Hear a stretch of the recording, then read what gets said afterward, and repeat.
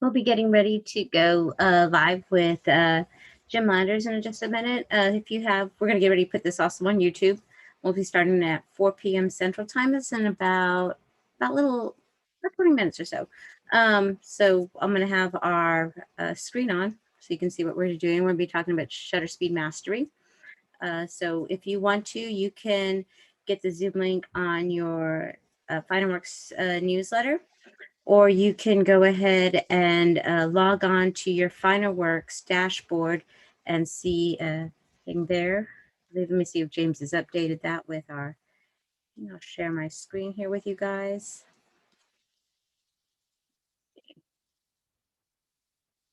Make sure I have this on our.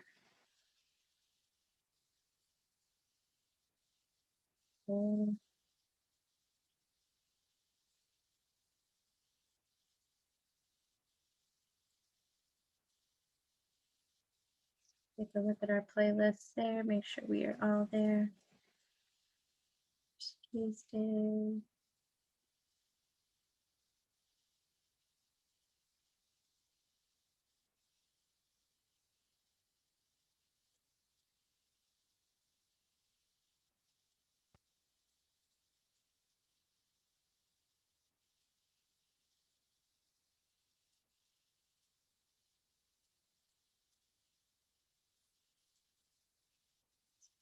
Morning.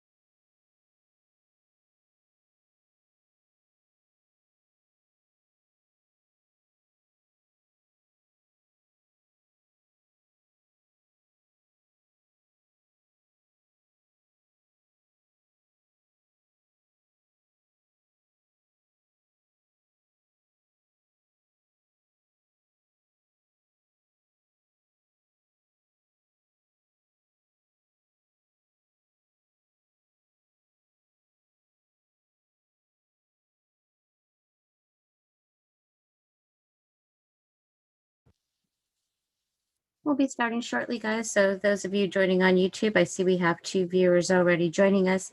You can use that live chat button on YouTube. You have to watch on that platform. So if you're watching on our dashboard, make sure that you go ahead and double click it to get to YouTube and get into that live chat mode. Just see. So,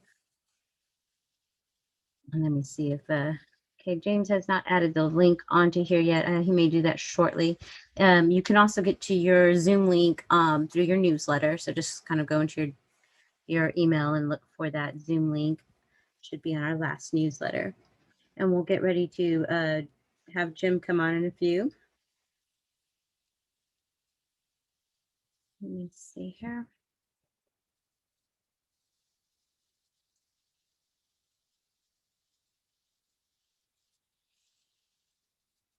And for those of you who are kind of in here, as the early birds, just FYI, if you missed our first Tuesday talk that we had on framing tips, all of our first Tuesdays are available on our YouTube channel. Let me just go ahead and show you where y'all need to go.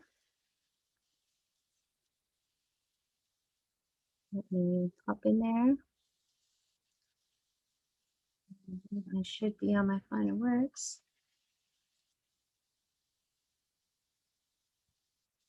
We are. So let's go to your channel here. So this is the Finer Works channel here. You should see our live broadcast going on right there.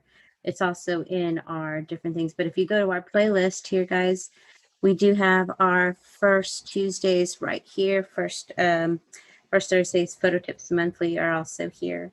So you're more than welcome to go onto our YouTube channel and do that. You can see that as youtube.com/user/finer works. Okay. And if you need to, on our Instagram, we also have on our link tree a link to each one of those playlists. But there's a lot of good tips on there. First Tuesdays. So if you need to see Tuesdays playback for the frame tips, go on there. We actually have a discount code for framing. I believe it only goes up through the 9th. So take a look on there, and it's a 30% off on your framing. And it only applies again to like an individual order. If you're going to do multiple frames, the bulk discount will probably work better for you. So it'll pick the best of the two. So if you're putting that thing, the framing discount, and you don't see it popping up and you're ordering 20 frames, more than likely the bulk discount came out as a better buy. So just pop on in there and get a watch. What we would love for you guys to do is give us some likes on YouTube. Let us know if these are helpful for you, if we should continue doing these.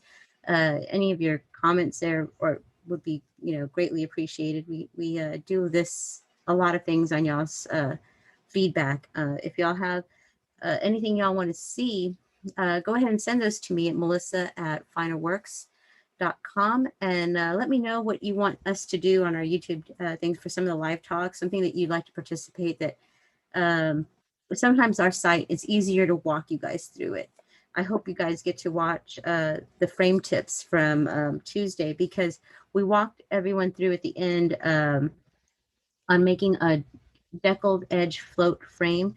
There's a way you have to order it so that way framing understands. So a lot of y'all are ordering it as a 16.20 decal frame in a 16 by frame, like you want it covered and you want it flat.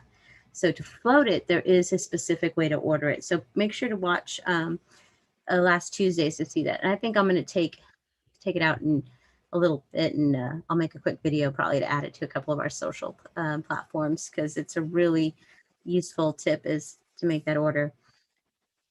And like I said, we will have James and Jim getting on in a few. And for those also who are here early, if you have questions, let me know. If you have questions you're going to want to Jim, you can go ahead again, use that YouTube live chat, post it in there. And if you need to, if you're in our Zoom call, we'll probably have everybody on mute. You can use the chat feature just there at the bottom of your bar. I think it might be where it says more in some cases. I have a different dashboard because I'm hosting, but more for me has chat. You might actually have a chat button in the center of your bar. and you can go ahead and text in there, and I will see that, and I can get those over to Jim. And we'll be starting in about 10 minutes.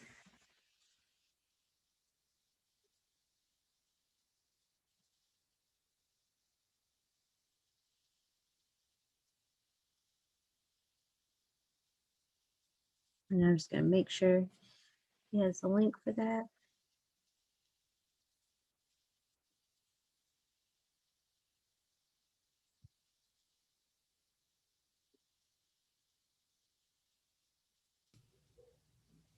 And I see James is popping up on here with us. I just forwarded the link to Jim because he was. He's on. Okay. Yeah, I noticed it wasn't on the dashboard, James. Yeah. I'm getting ready to post that. Do you have the YouTube? We're already live. Do you have the no, the YouTube link so I can Oh, post? yeah, sure. Let me send that to you right now. Hi, guys. Hi, Jim. How you doing? Wonderful. Glad to be here with you guys. Yeah. Let me just send this over to James. How's your day been? Awesome. Well, I only have awesome days. You know, I don't even know why I bother to ask you anymore. I mean, I've never seen a grumpy face on Jim ever. No. He's like always happy. Yeah, I was gonna say he's always happy. I don't think I've ever seen him with a grumpy face on. It's because it's a choice. Yeah, it really is. The mindset for the day. Yeah. Everybody's got stuff they deal with. Yeah, that's true. And there's no one that gets away scot-free. So, so some people have it worse than others. I know you're in a lot of pain, Melissa. So I've been getting a little better there. Hopefully, I got half of my family vaccinated, so hopefully I'll be able to go ahead and get to another specialist soon. Let me awesome. see link here. Let me send you this. Okay. All right, yeah, you should have that, James.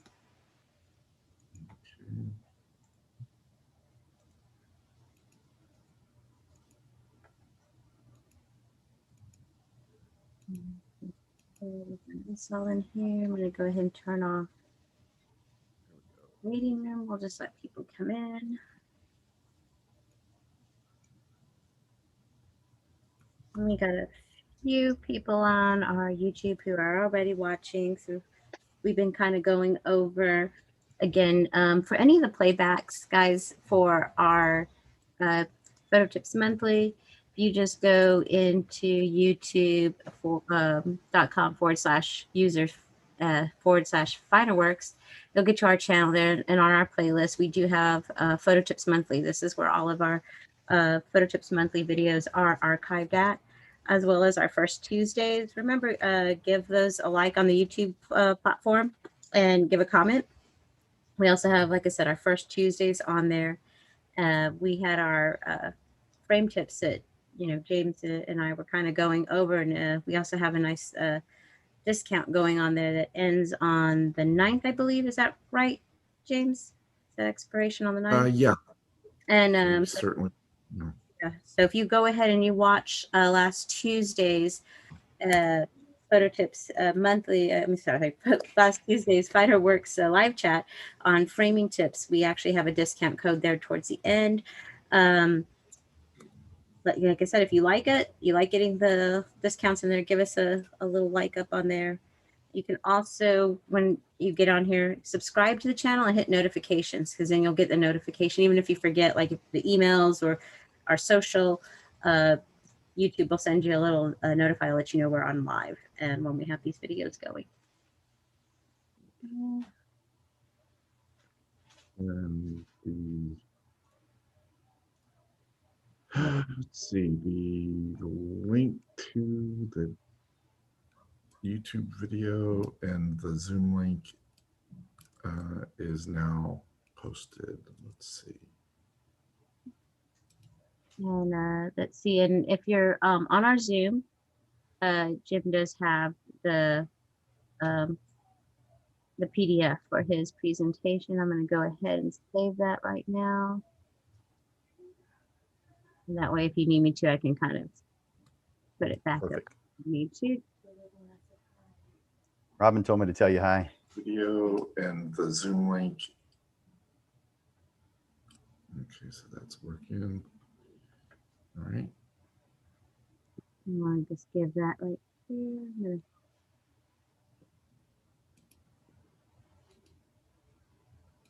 And again, if you're logging on to your FinalWorks dashboard, you will see the Zoom link there. If you guys want to participate and have questions to ask, just go ahead and click on that link there in your dashboard. That'll get you to the Zoom. If you wish just to participate on YouTube, and you can either go there. I believe you can double click on this and this will take you straight to YouTube if you need that live chat. If you just want to watch it, you can just watch it right here on your dashboard. James will have it up in just a minute. Yeah, it's up there now. Yeah. Let's refresh.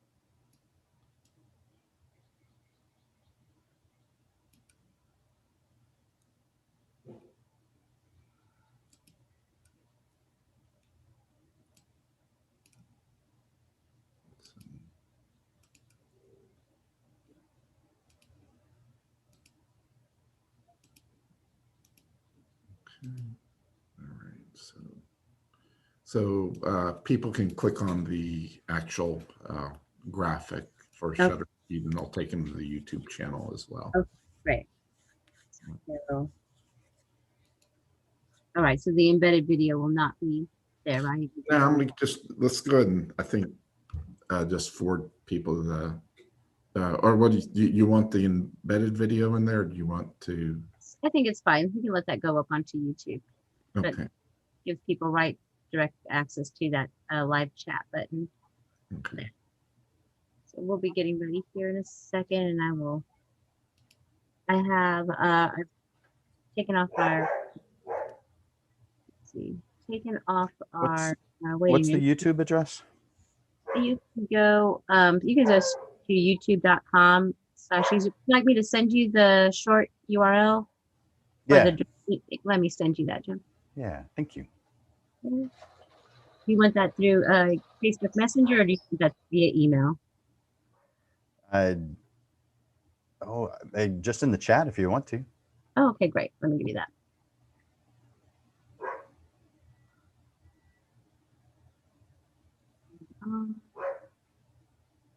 Actually, that would be good too. Chat.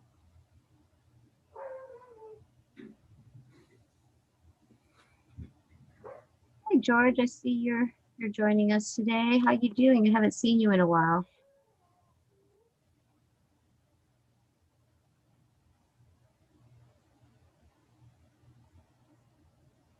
All right. Did you get that link there? That is our I YouTube. do have it. Yep. Thank you. And we have that posted also on our Facebook. That'll give you a link to the YouTube platform, guys. So lots of ways to watch.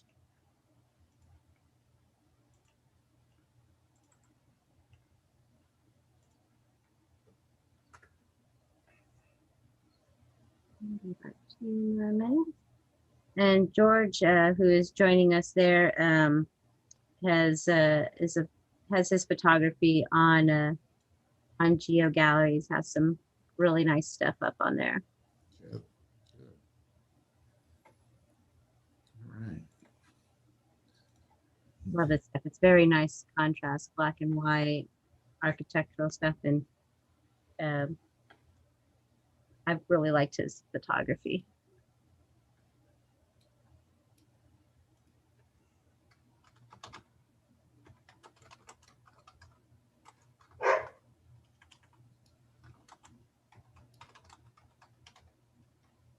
We got a minute, and then James, I'll let you introduce Jim as always, and I'm gonna go ahead, Jim, and make you host so that way you can share your screen.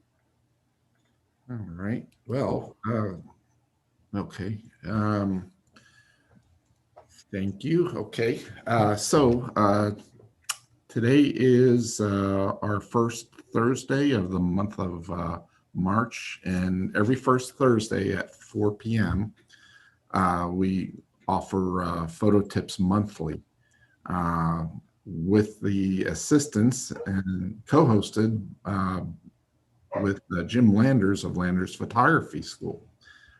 Jim and I go back, way back, to the early 2000s when Find-A-Works first became a sponsor of one of San Antonio's, if not one of the largest photo club here in San Antonio.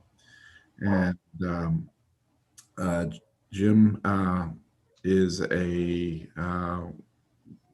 well-known photographer here in the Central Texas region, and also operates Landers Photography School, which has taught over the past several decades thousands of photographers. Would you say? Yeah, since '97, over 4,000. Over 4,000. So I could go on and on, but you know, I think we'd probably better start the. No, keep going. I'm liking this part. well, okay.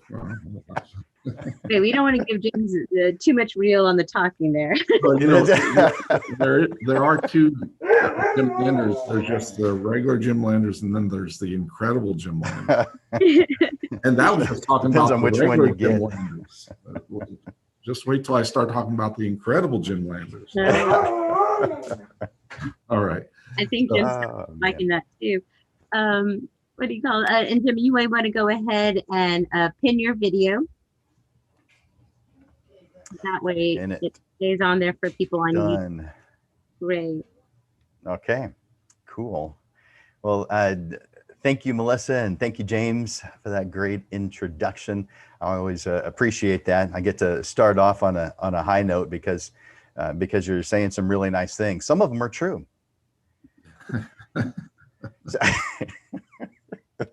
But keep it coming. The longer, the better. You know, it starts me off on a good place. I appreciate that.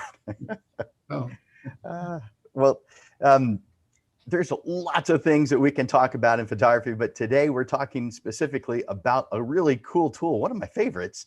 There's a lot of tools available in photography, but one of my favorites is shutter speeds.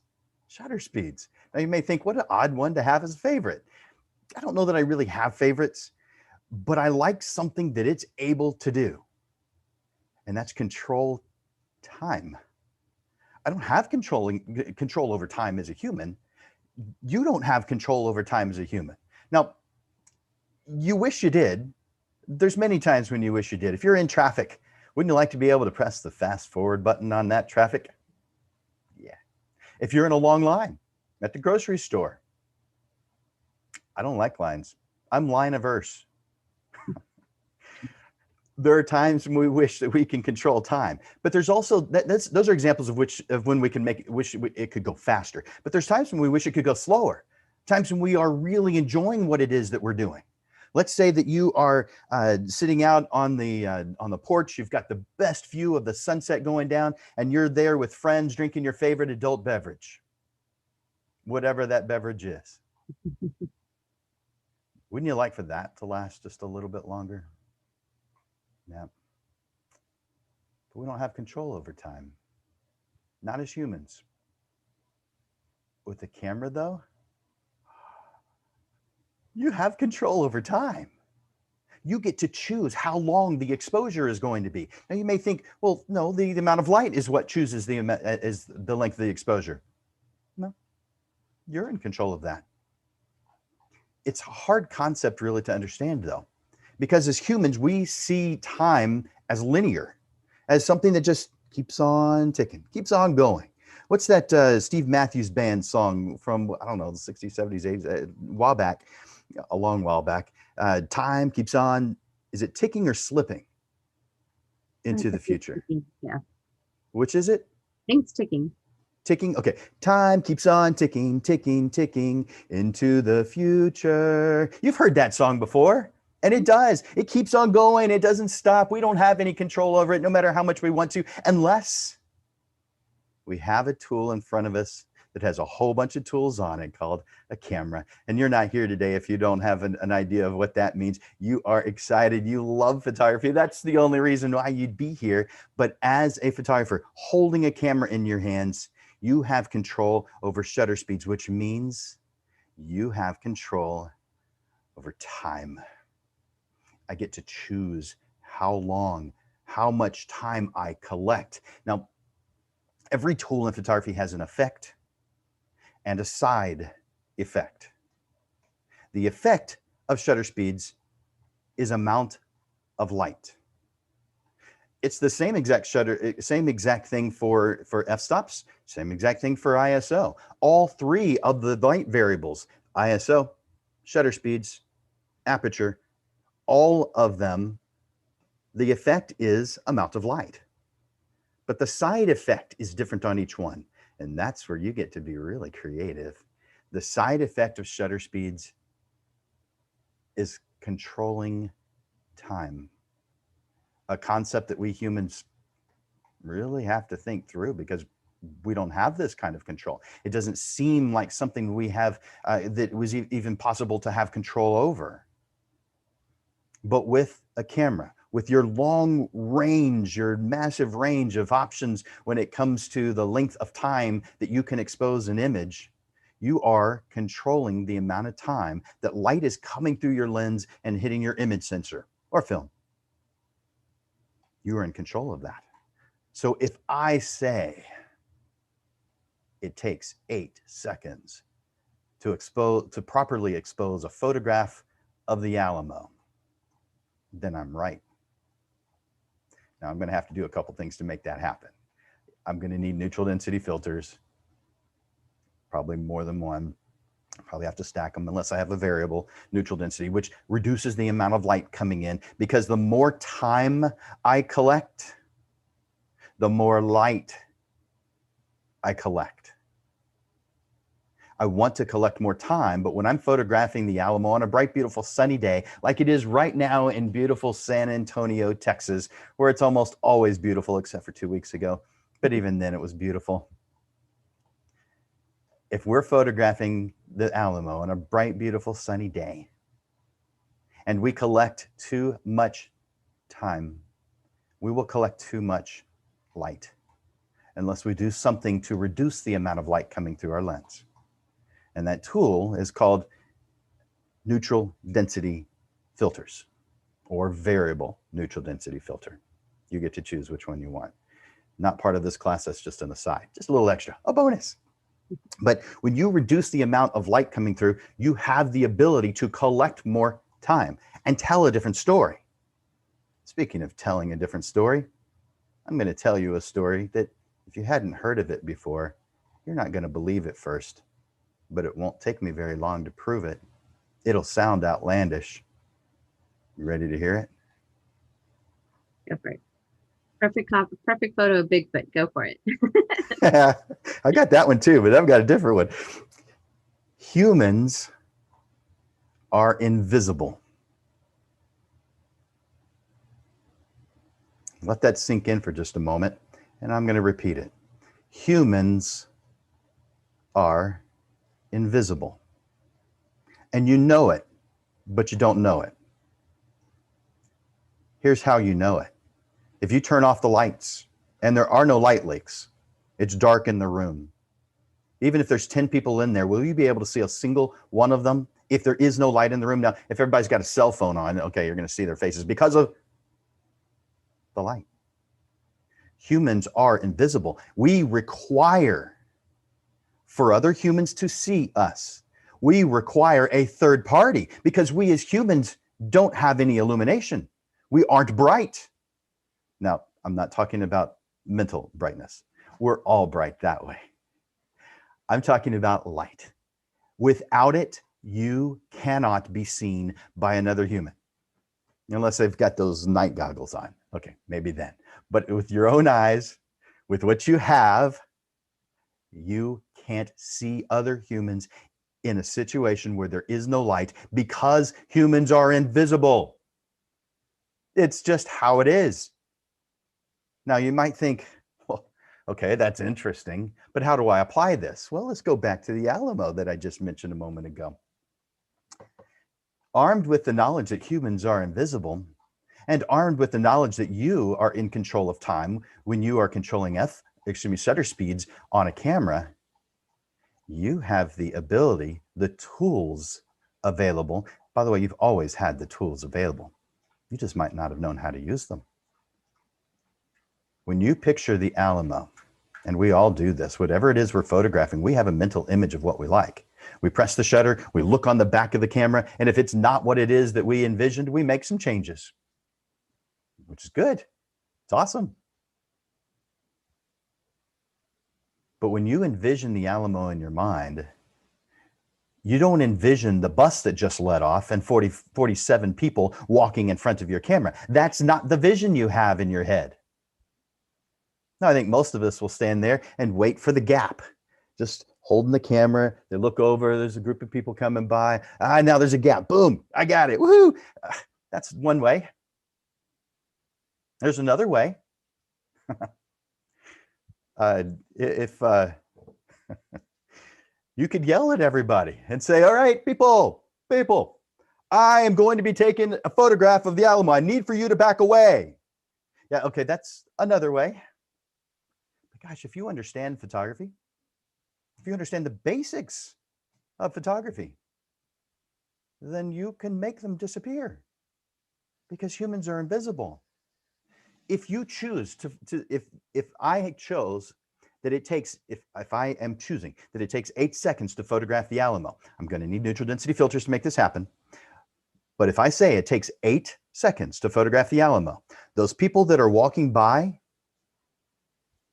think about them. But let me tell you, think about one more thing. If it takes 8 seconds to properly expose the Alamo and you only give it 2 seconds, it will be dark. You won't have collected enough light.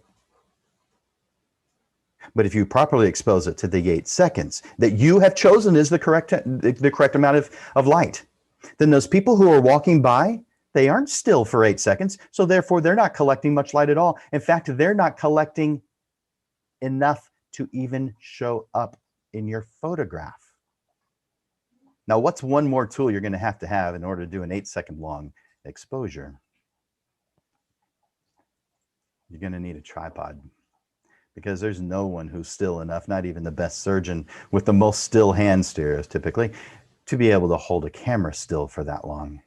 So yeah, you're gonna need a tripod. If you don't have one, there's park benches, there's posts, there's walls, rock walls that you can set your camera down on. So there's other options if you don't have it with you, but you've got to be hands-free when you're doing an exposure that's that long. In fact, I'd say anything under a 30th of a second, you really do need to have your camera hands-free, where you just aren't touching it. You're not holding it. You're not relying on you to keep the camera still during the time that light is coming and hitting your image sensor or film.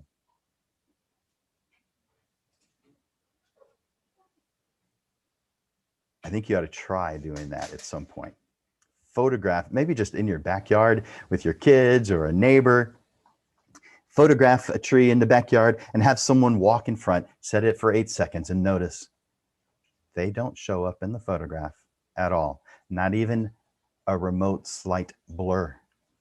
They're not in any one space long enough to collect enough light to show up on the image sensor, because humans are invisible. So you can use that to your advantage. No yelling, telling everybody to get out of your photograph so you can photograph the Alamo. No waiting for the gap in the people walking by. Put your camera on a tripod. Use your neutral density filters. Set your camera on 8 seconds. Now, in most cameras, when you're setting your camera to 8 seconds, it's not the 1/8. It is the 8 with the little tick marks on the side. It looks like 8 inches. Those little inch marks in photography mean seconds. So I have a story that I want to tell you. It's a long exposure story, but I don't need to tell you that in order to tell you the story. Every year, since the guys were little until they graduated from high school. We went on the Landers Men trip. And this is just my boys, 2 boys, and myself, and my brother and his son. But in telling the story, I'm just going to make it shorter by saying just me and my 2 boys. The very first one, Robin, my wife, went with us. And you may be thinking that, why was she not invited to the others? Why is the Landers Men trip? Why is Robin not invited? Robin's invited. She changed it to the Landers Men trip. That very first one, she made a comment. She said, I remember camping as a kid. It was a lot more fun than it is as a mom. And so she turned it into the testosterone-free weekend. Need that break. So it became the Landers Men trip, not because we excluded her, because she excluded her.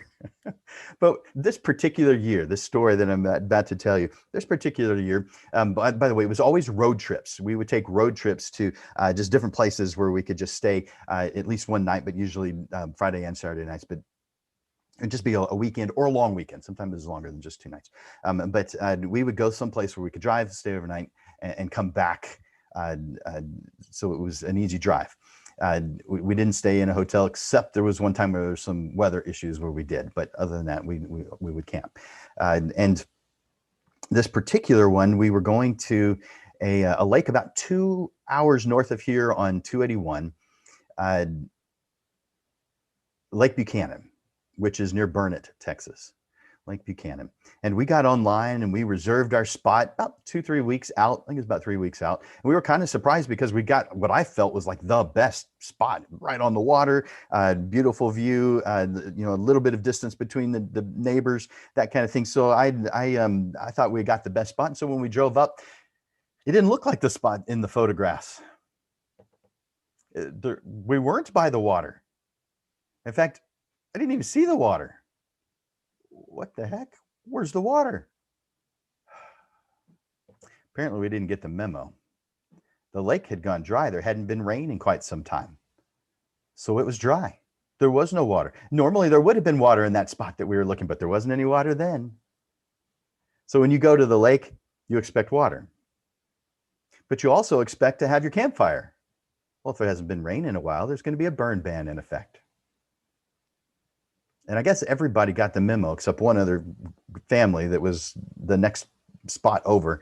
There was one other family, but the rest of the place was empty. So I guess I didn't do my research, but we're still going to have fun until we realize it's a new moon, meaning no moon. I'm not sure why it's called new moon if there's no moon, but no moon. So once the sun goes down, you don't get your campfire. You don't have moon to light up the area. It's dark. And guess what? Your camera is a light collection device. And so what does a photographer do when there's no light, no campfire, and not really a whole lot to do? The photographer pulls out their camera. But wait, you said it was a light collection device. If there is no light, you said it was a no moon. It was a new moon, meaning no moon. Then there's no light to collect, because when you have moonlight, there's enough light to collect beautiful images. Amazing photographs. You need a longer period of time, but beautiful, surreal looking photographs, but there's no light. Okay, there was one light on the opposite side of the lake bed, but it was a singular light, looked more like a candle off in the distance. It was more than a candle, but still singular. That's all we could see. It's the only light source we could see, other than our flashlights. And our cell phones. I set my camera down on the picnic table because I forgot my tripod. I set my camera down on the picnic table, put the camera on 15 seconds, pressed the shutter. But before I did that, I told my oldest son what we were about to do. And I told him, use your cell phone and write something just in the air. He wrote, hi, H-I. By the way, when you're writing to the camera, make sure you write in reverse. right in reverse. Otherwise, it'll look like it's in reverse. So he got up and he wrote hi with his cell phone. You do have to have it on and have it off. And so, and I don't think I have enough space to do this, but there's the H. I got to go the opposite way.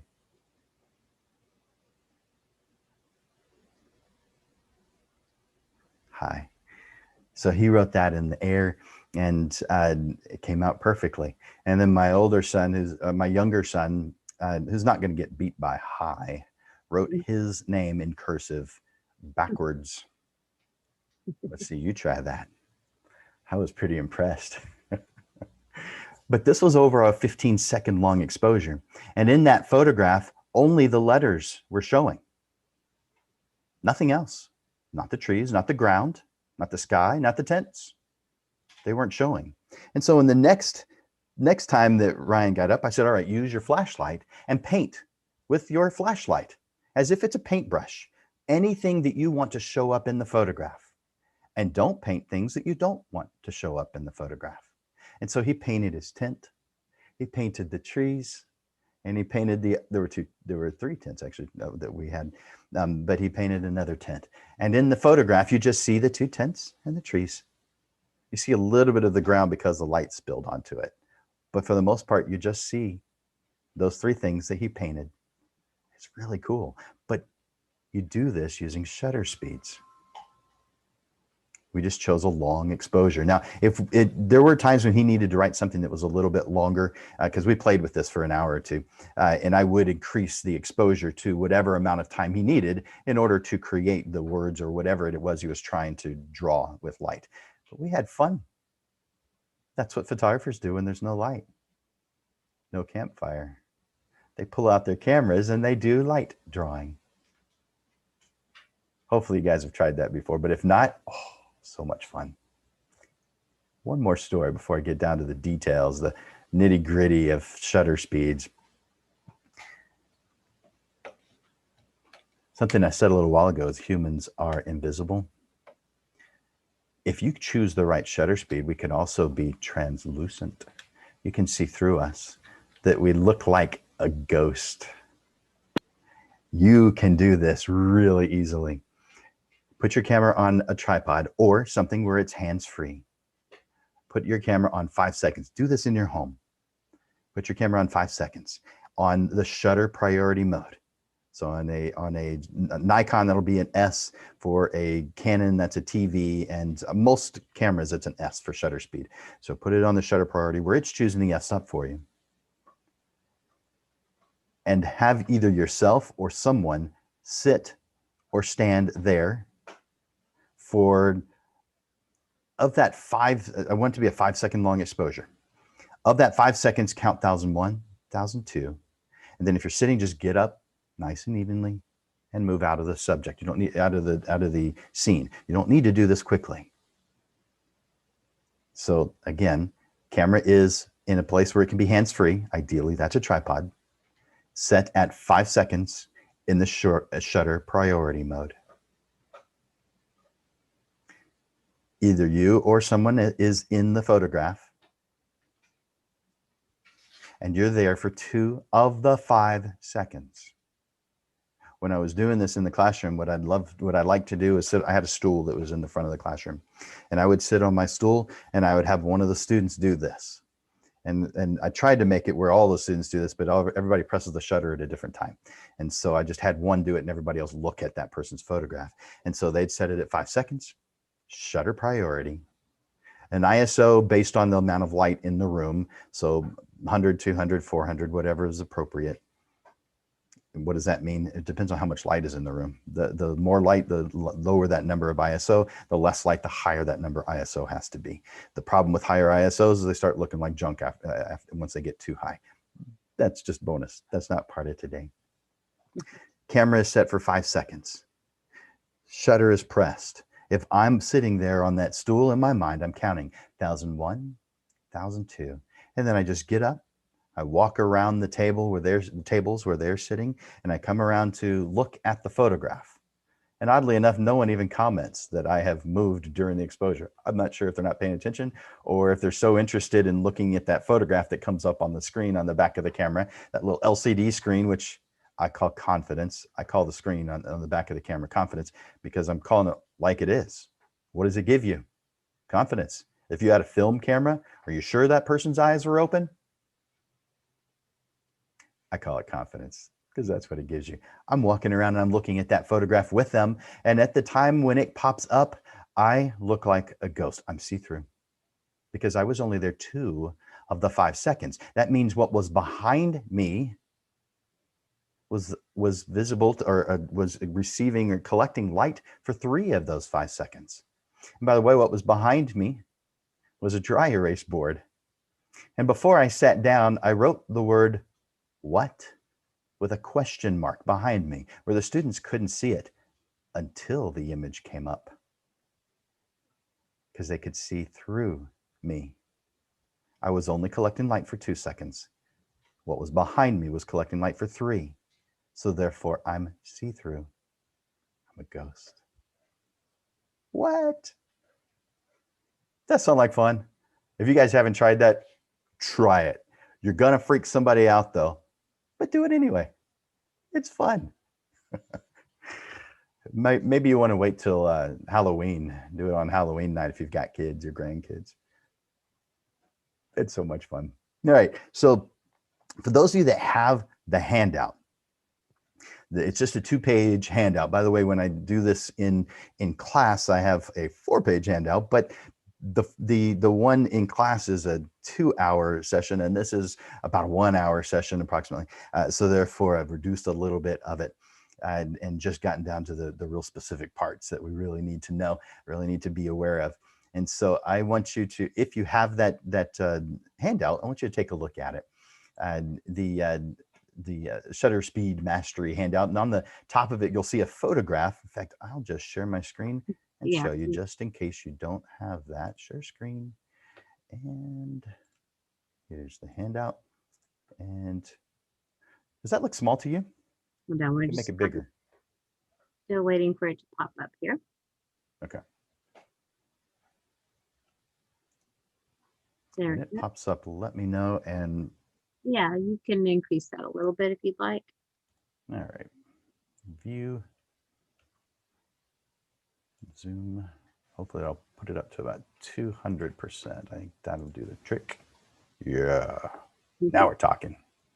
All right. So you see this minivan on your photograph. Do you see it like I'm seeing it? Mm-hmm. The blurred background there.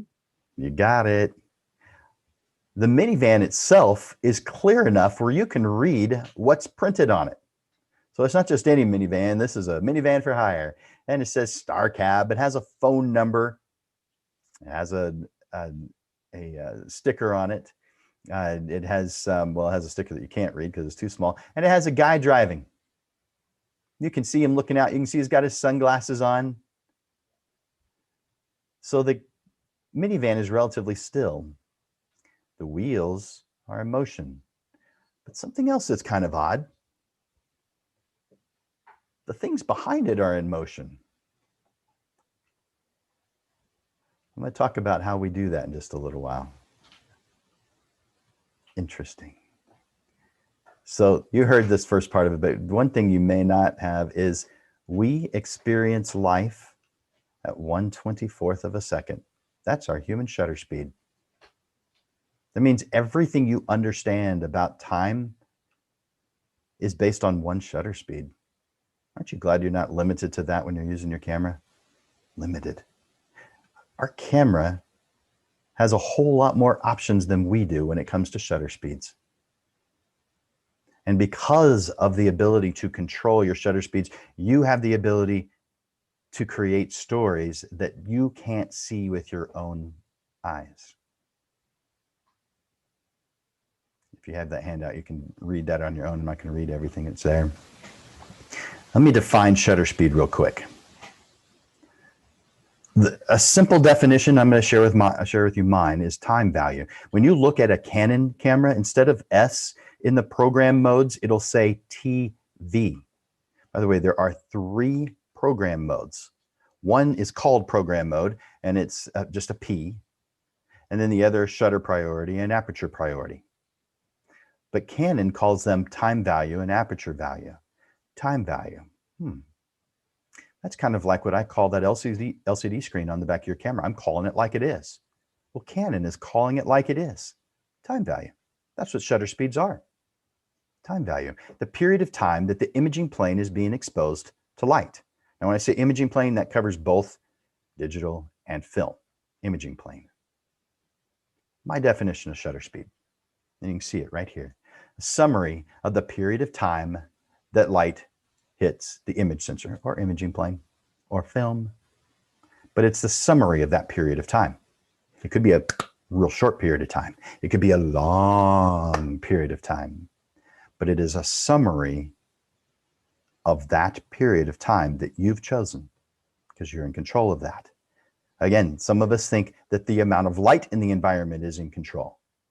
That's an important variable, no doubt. But that's one of the two things that you can do, two major things that you can do with shutter speed. The effect, controlling the amount of light, and the side effect, controlling the time. Meaning you can convey motion, you could stop motion, or you can eliminate motion. You can only eliminate singular motion, like a human is just in, you're in one spot at any one time. But waterfalls, that's continuous motion. So singular motion versus continuous. When it's singular motion, you can eliminate the motion altogether. You can make it disappear. When it's continuous motion, like water, you've seen this kind of photograph before. Let me stop that share and show you what I'm talking about. So share a new screen. The presentation also, just to let people on YouTube know that the presentation is also as a shared link on our YouTube as well, at the top of the chat. Thank you for sharing that. So this photograph, you've all seen photographs like this before. That's just a waterfall. Kind of cool looking waterfall. It's man-made. Some of you might have been here before or seen it. I was there yesterday. And we had an in-person version of what we're doing here via Zoom yesterday at the parking lot of Bass Pro Shop on I-10 on the northwest side of San Antonio. That and a total of, I think, 4 or 5 waterfalls. This is just one of them. This is the one that's the closest one to the parking lot. So if you're on the left side of the parking lot, this is the one that you see. And so in this particular one, we've chosen a very short period of time, meaning this is not what you see when you look at that waterfall. Because in this one, I'm going to zoom in. What you're going to see, and it takes a moment to load when it's that close. So I'll give it a moment to load. And what you'll see is every single little droplet of water is stopped in time. Just that one little tiny motion, one little tiny bit of time. You can see up here that it says 1/800th of a second. 1/800th of a second. That is this period of time that caught this, that stopped it. Now, depending on the speed of something, you may change that shutter speed. So not all fast shutter speeds are going to be an 1/800th of a second. That's just the one that stopped this particular speed of motion. So we stopped that. So what happens if we choose a long period of time?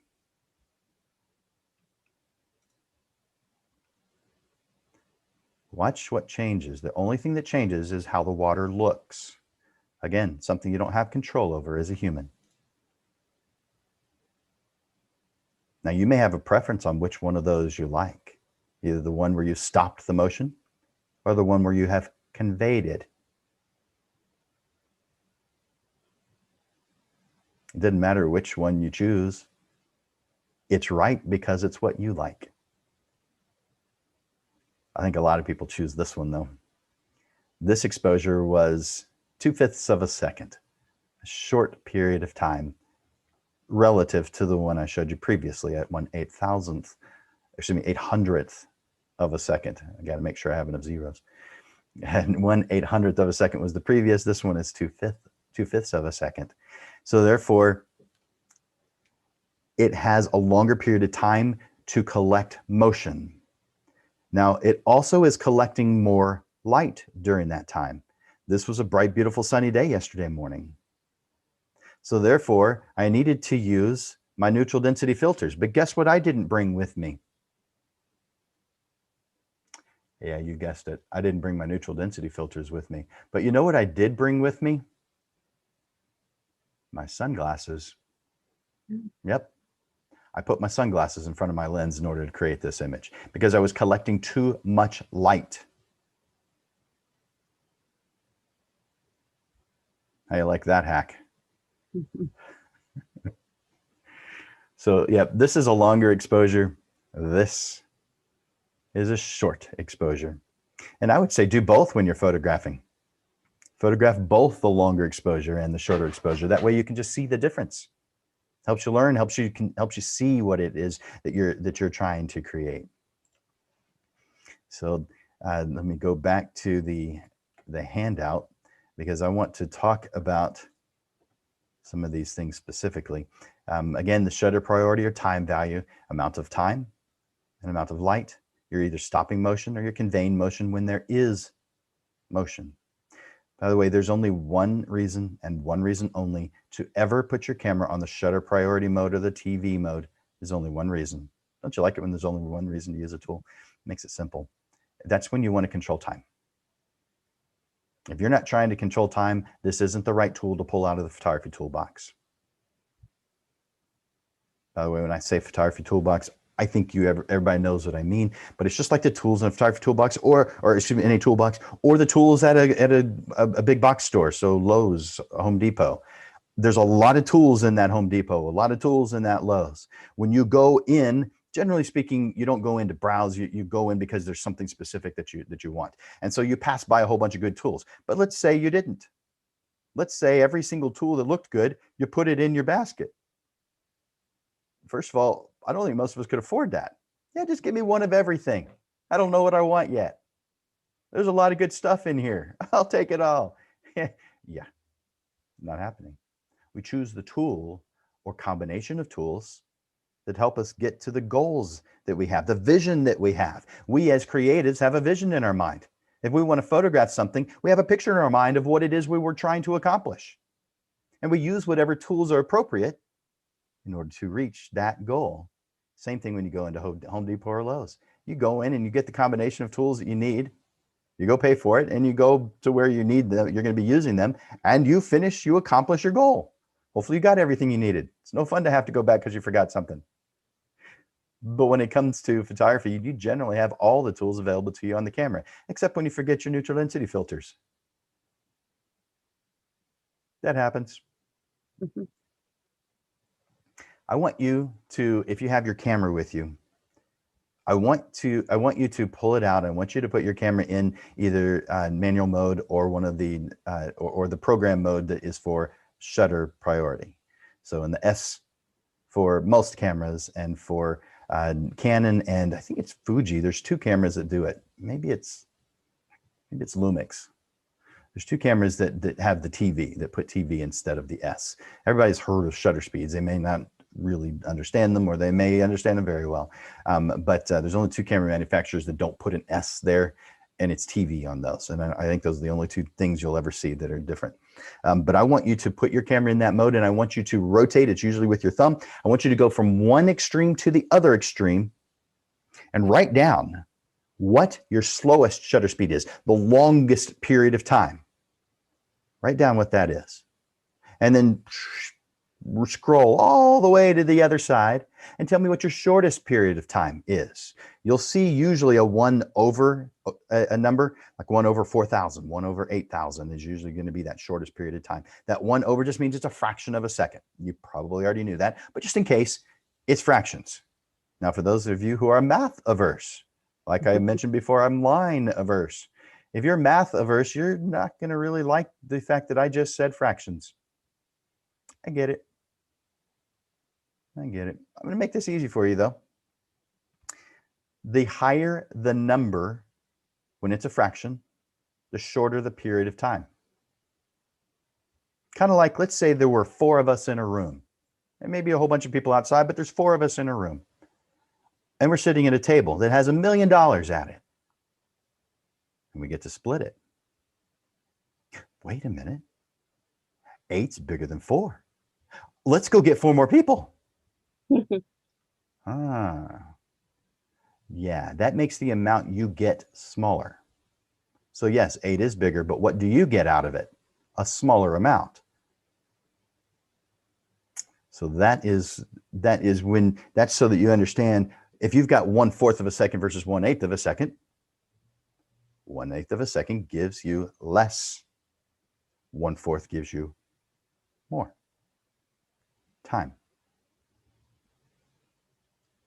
So Jim, what is your range? Is there a default when people switch over to their shutter speed that most cameras are set at? And like I said, I'm always like a digital camera novice just because I've worked with. That's a good question. Thank you, Melissa. When you have when you put your camera in the shutter priority mode, whether that's S or TV, it will be wherever you had it last. Okay. So it's not judging. And when you put it there, don't think, oh, well, that's what the camera thinks. The camera's not thinking anything.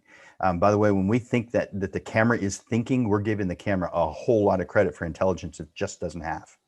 The only thing the camera's doing is using its light meter to judge the average amount of light in the scene. And if it was like paint, if everything was either black and white paint and all the shades of gray in between, it's like mixing those wet paints and it always comes up to the same answer, middle gray.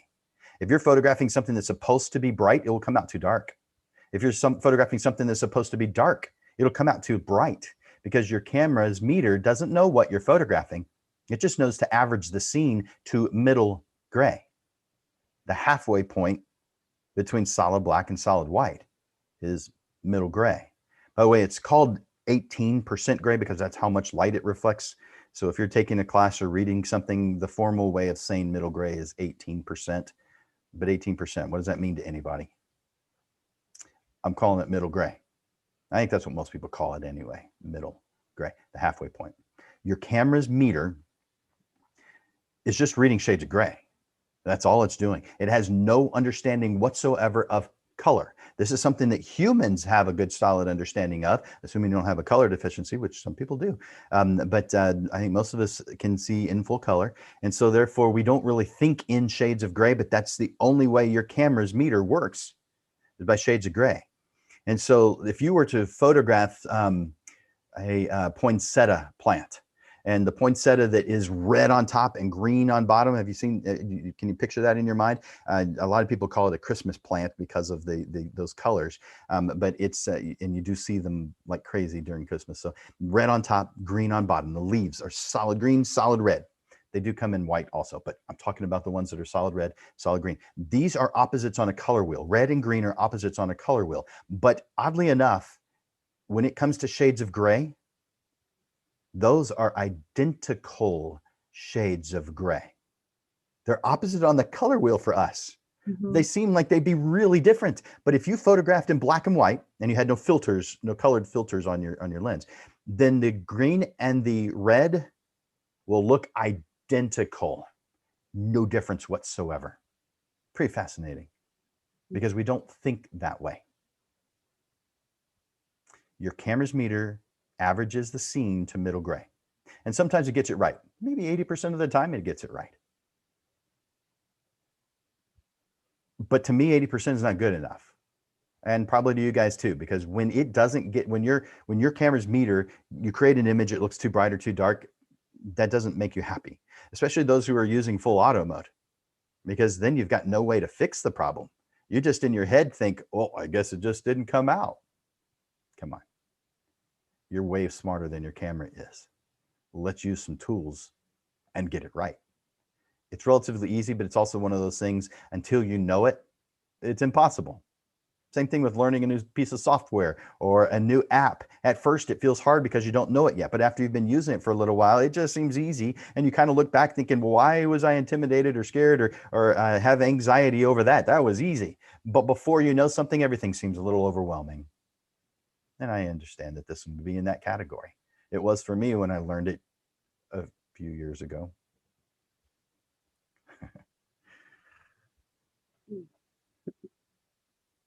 Did I answer your question? Yes, you did. Okay. And more. So that's great. So yeah, when you put your camera into this mode, the shutter priority mode, it's just where it is before, and you choose what again, you're only choosing this mode because you are purposefully choosing a shutter speed, because you want a fast shutter speed or you want a long shutter speed. You are purposefully choosing it. If you don't have this thought in your head that I want a specific period of time, then you just don't pull this tool out of the toolbox. Leave it alone. Don't touch it. This is only for when you already know you want a short period of time or a long period of time. You have already figured it out, or you know what direction to go. For instance, if you're photographing a hummingbird, do you think you need a long period of time to photograph a hummingbird, or a short period of time? Short period of time, very short period of time, if they're in motion, because those wings are moving. Now, you'd think I'd be able to just tell you what that shutter speed is. They're not always moving at the same time. If you ask me to, what's the right shutter speed when you want to stop the motion of a car? I can't answer that question unless I know how fast the car is going. If the car is just in a residential neighborhood, just moving along slowly, you don't need as fast a shutter speed as if someone's driving on the highway. So the speed of the subject is an important variable. So therefore, there's no one blanket answer to what's the right shutter speed for a hummingbird, or what's the right shutter speed for stopping the motion of a car. There's no one right answer, because the motion is different. Therefore, the answer is different. Generally speaking, though, you're going to be real fast on the shutter speed for hummingbirds. 1,000, 2,000, 4,000, 8,000.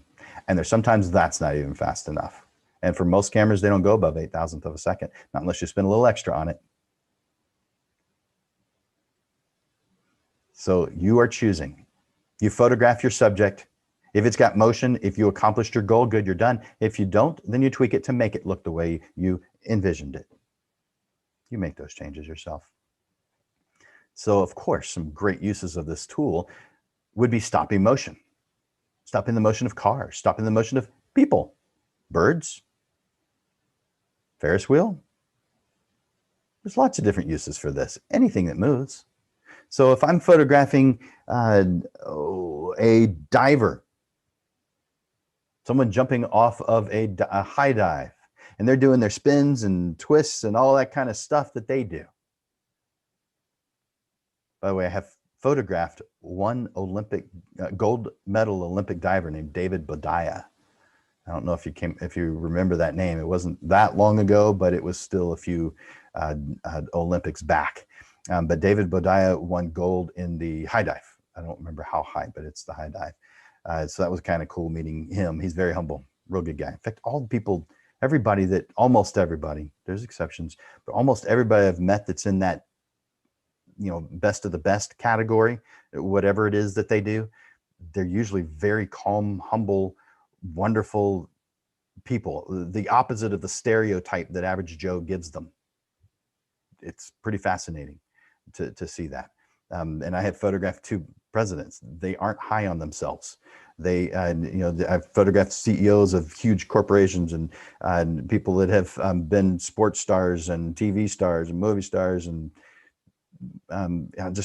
these people are usually really amazing folks. That you think of they're rich, they're wealthy, they're mean. Yeah, you see those examples on TV because they make the news. But the majority of them are just freaking amazing, generous, wonderful folks. And the opposite, the majority are not the stereotype. That's a little bonus information. So photographing cars, people, birds, and I threw in a little one, a Ferris wheel. We haven't had any carnivals in a while because of COVID, but I'm sure you remember what a carnival is. And at most carnivals, you see the Ferris wheel, and it's one of the most fun things at a carnival to photograph because it's big and there's lights on it. And I bet you're picturing photographing it at night, maybe with a long exposure. You know how those lights go out the spokes? When it turns, that light touches the next light. And if it's long enough, what you see is concentric circles of light going out. Man, that looks cool. I bet you guys have seen examples of that before. But it was a long exposure in order to create that. Now, how long? At minimum, however long it takes to get from one light to the next light in motion, you count 1001, 1002, 1003, then that's your minimum amount of time. Now, it doesn't mean you're stuck at that amount of time. I would say go longer than that.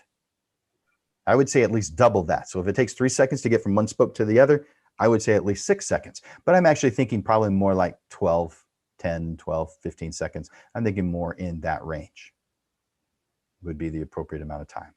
But there's potentially other light in the environment that could affect your choice. And so you play. You try different shutter speeds. Again, on a tripod, ideally, to keep your camera totally still. You're not going to be able to handhold something that long. Now, you may think at that period of time that I won't be able to photograph something like that during the day. Yeah, you can. The same way you photographed the Alamo without anybody in front of it, even though there were people in front of it, with something blocking light coming through your lens, a neutral density filter. In other words, sunglasses for your lens. Reduce the amount of light so you can collect more time. So you can do that. Now, what if you didn't want it in motion? What if you wanted it stopped? What if you want, instead to convey motion, you wanted to stop that motion? I think most of you are thinking, well, I just would do a faster shutter speed. Yeah, you could do that. That is one solution. But when it's a Ferris wheel, why don't you just wait till it stops? Don't photograph it while it's in motion. That wasn't a trick question. There. Just wait till it stops. They do stop, by the way. You know that. They have to let people off. People get really upset if you did. Now, they want it on, but they also want off. They get enough. All right, so anything that moves, you can stop motion. Conveying motion, same thing. You are purposefully conveying, you're purposefully showing it. You can stop the motion of a car. You can stop the motion of a bulldozer doing some work on the highway, or clearing some space for a parking lot or an apartment complex or whatever. You can stop its motion. You can convey its motion. You can make something look like it's moving faster than it actually is. You can make a car look like it's parked on the road. There's some, if you're a troublemaker, this might be something that's really to your benefit. But don't do what I'm about to tell you. Have I got your attention? If you're a I'm going to give you 2 stories. If you're a troublemaker, you could all right, so at my office, and by the way, we moved out and we're doing most things via web, just like Zoom stuff, except for the occasional, when it needs to be done, we do it on location, like the shutter speed class that we did yesterday at the Bass Pro Shop at the Waterfalls. But the when we were at the office, we just walk out and photograph the cars. And so I was kind of silly with this and saying, you know how you can use all tools for good and for bad. You hear this on different stories all the time, but you can use shutter speed for bad. And again, I'm going to tell you 2 stories. Here's the first. You could photograph those cars driving down the access road. And right next to me was a convenience store, a Valero convenience store. Actually, it was a Valero gas station and a Stripe convenience store, but who cares? So you have this Valero with a convenience store. And if you're a real troublemaker and you're okay with not telling the truth, if you think a photograph doesn't lie or doesn't have the ability to lie, you're naive when it comes to photography. A photograph can absolutely lie. That photograph I told you about of the Alamo without the people there, that's not the truth. There were people there. They just didn't choose to include them. But when you photograph that car driving down the access road and you stop its motion, you could go down to the county courthouse with a whole bunch of photographs of cars stopped on the access road and cause a real ruckus saying, I don't understand what the deal is. People are parking on the access road. I don't know if the convenience store was packed, they didn't have a place to park, but I don't think that's a good thing to do. You need to put a no parking sign up because people follow directions of signs, like speed limit signs. But that's an aside. You could prove to someone that people are parking. Really? This brings in the second story. This one's really bad. In an alternate universe, You're not quite the nice, wonderful, warm person that you are in this universe. You're a person who gets their way, period, no matter what. And you don't care about the harm that it causes another person at all. Couldn't care any less. Man, you are horrible in this other universe. I'm so glad I'm in this universe with you. But here's what you do after you take this class. If you're in that alternate universe, you've got a friend who's dating a guy you don't like, and you're going to stop it. You happen to know that he passes by the home of a person who you wouldn't want him stopping at this person's home, because you can imagine what they might do into that. And we're not going there. Just imagine it. So you have just taken this class. You hang out across the street, get a low angle so that you're not seen. And as he drives by, you choose a shutter speed real fast, and you press that shutter. It looks like he's parked on the curb at this other woman's house. And you go up to your friend with that photograph. I'm picturing you having printed it. Maybe it's on your cell phone.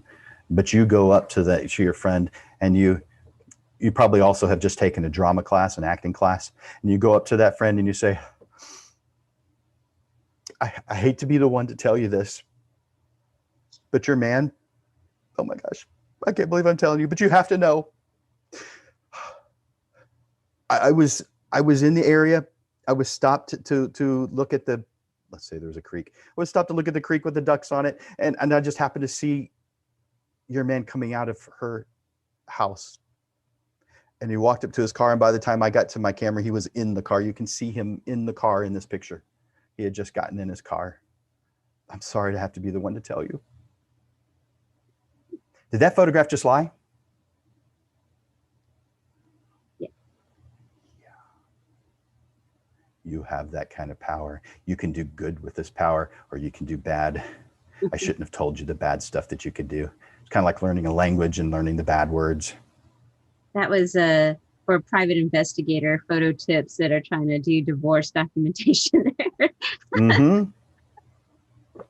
Yep.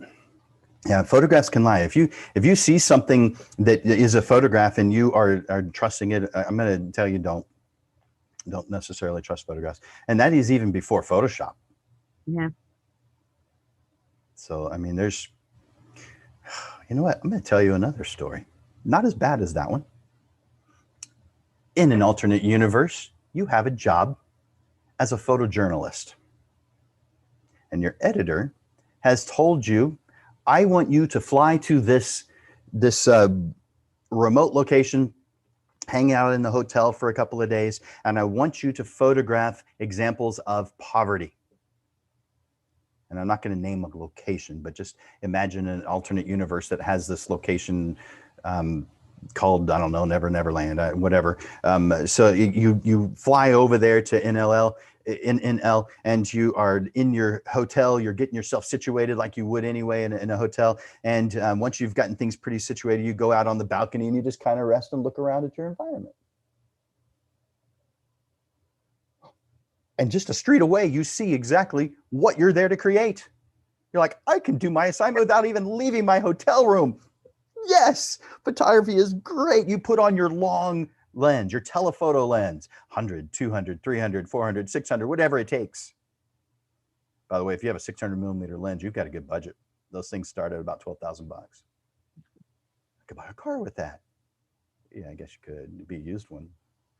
But so you see this person, and let's say it's just so you can have a picture in your mind. There's a woman sitting there on a curb, and the road is in disrepair. The sidewalk disrepair. Behind her is an old general store that is in disrepair, not even being used anymore. You can see a fence that's in disrepair. You can see chickens and sheep, I don't know, an emu, whatever it is you picture in your mind. Let's take out the emu. And she's just sitting there, and it's pretty obvious. She's most likely homeless.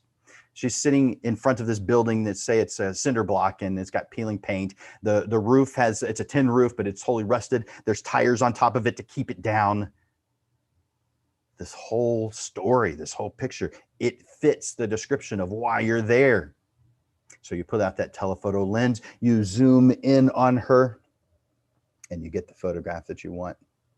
Except when you zoom in on her, you compact the scene, and it changes the story because of that. Now, I'm only bringing that up because, well, let me get one step further. When you compact the scene, you actually crop out all that story that I just gave you. And what you have in the background is just a peeling paint cinder block, which would be a pretty awesome background for a high school senior portrait session. So it changes the story.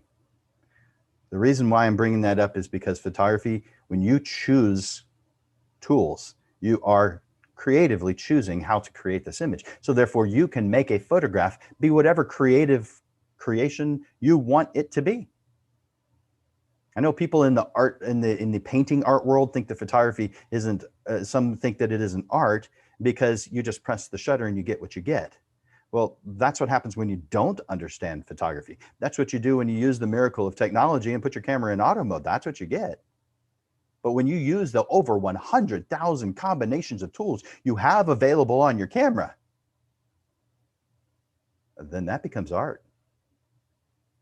You have just as many, if not more, tools available to you to make changes, creative changes, than a painter has, than a sculptor has.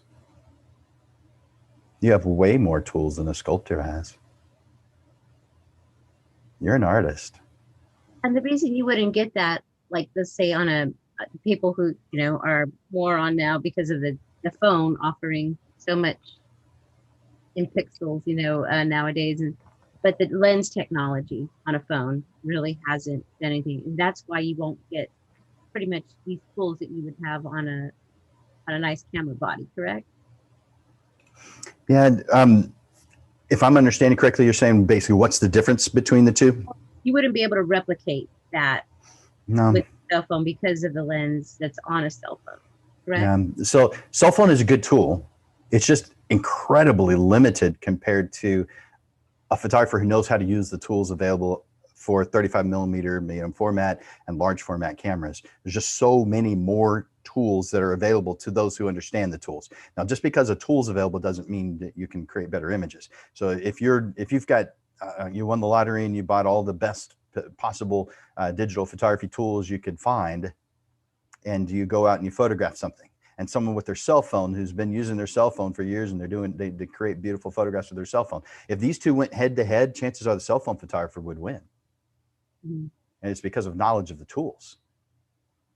But if they had equal knowledge of their tools, the cell phone photographer had good knowledge of their tools. The photographer has good, the digital camera photographer has good control over their tools. The digital photographer is going to win every single time. Now, photography is beauty in the eye, is just like beauty. It's in the eye of the beholder. So therefore, an individual might choose one over the other for whatever reasons they have.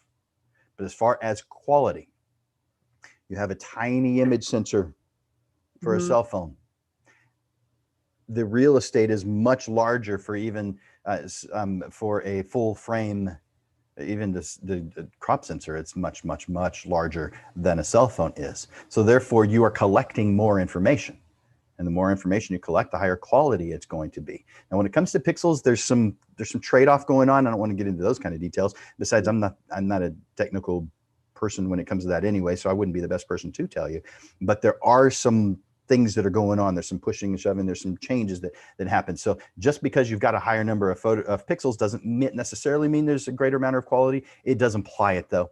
But you've got two main variables. That's pixels and the image sensor size. And so when you're talking about pixels, you're talking about a maximum of 50% of the quality equation. Because we also have to consider with equal measure the size of the image sensor. By the way, I don't know if most people know this. Cameras come in small, medium, and large, just like the fries at McDonald's. We all know that cell phones in this scenario is going to be in the small category, but so is the best and most expensive full frame camera, digital camera.